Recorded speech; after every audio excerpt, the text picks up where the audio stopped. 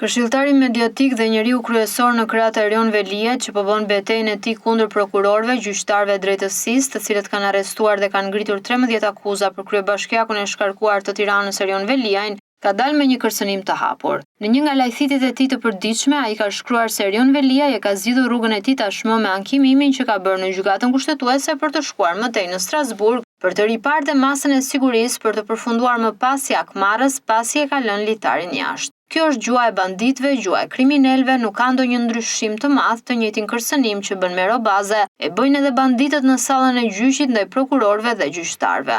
Në fakt, kush janë këta që e varrosën Erion Veliajn? Për Mero Bazen, ai që e varrosi quhet Edi Rama. Kjo është e qartë tashmë, ditë pas dite, shkrim pas shkrimi, ai është i hapur publikisht, por vetëm nuk përmend emrin e kryeministrit. Kudo thekson se është Edi Rama ai që e ka burgosur, kjo për faktin se gjykatën e lartë e kontrollon PS e kryeministri dhe nuk ka ndërhyrë që ta nxjerrë Erion Veliajn njëra anë. Ana tjetër tregon se është po kryeministri që në bashkëpunim me Altin Dumanin dhe Olz Dadon e kanë futur brenda. Në fakt, Mero Baze, gëlbazat në fytyrat e tij i hedh pa ndalim, por nuk ka pasur kurrë kurajon të përmend emrin e Altin Duman. Gjithmonë është marrë me mashtrimet publike ndaj Olz Dados, duke thënë se ky i fundit kishte kërkuar edhe shtesë mbi lejen, por për gati 50 ditë nuk e ka nxjerrë as dokumentin që ka çuar Olz Dadon dhe as dokumentin e refuzimit të Erion Veliajt. Sërish rrugët na çojnë tek Edi Rama, edhe këtu nga kontrolli i Spakut sipas Meros. Drejtësinë e kontrollonte Rama, gjykatën e lartë, Spakun e kontrollonte Rama. Kryeministër është Rama, pra litari jashtë i lënë nga Erion Veliaj dhe nga Mero Baze është për Edi Ramën.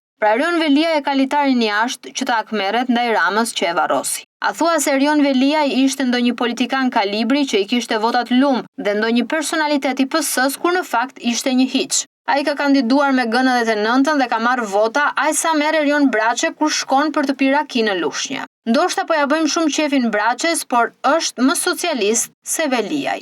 Litari jashtë i Mero Bazes dhe gjua kërcënuese ndaj kryeministrit, prokurorëve, gjyqtarëve apo kujdo tjetër të cilët në fakt kanë zbatuar thjesht dhe vetëm ligjin. Prokurorët dhe gjyqtarët kanë parë faktet dhe provat dhe po të hyjmë në themel, ajo që ka varrosur Erion Veliajn është bashkëshortja e tij dhe firma e tij dhe askush tjetër. Kryeministri nuk mund ta linte bashkinë pa kryetar se Tirana apo Qelbej. Kështu që në finale të gjithë kanë bërë rolin e tyre, kurse Erion Veliaj dhe Mero Baze vazhdojnë të kërcënojnë dhe shantazhojnë, sepse njërit i ka ikur karrigja dhe përfitimet qindra mijëra euroshe jo vetëm të bashkëshortes, por edhe ato që kalonin në media nëpërmjet vëllait të tij apo familjarëve dhe rrjetit të tij propagandistik që tashmë e ka braktisur, kurse tjetrit i kanë ikur parat që furnizohej dhe benefitet për të bler apartamente, për të ndërtuar hotele dhe për të zhvilluar biznese. Tani në pleqërinë e tij të vetmuar, Mero Baze, me gëlbazat që hedh pa ndalim në fytyrën e tij, të cilat thjesht dhe vetëm tregojnë se kush është ish ushtari dikurshëm i Sali Berishës.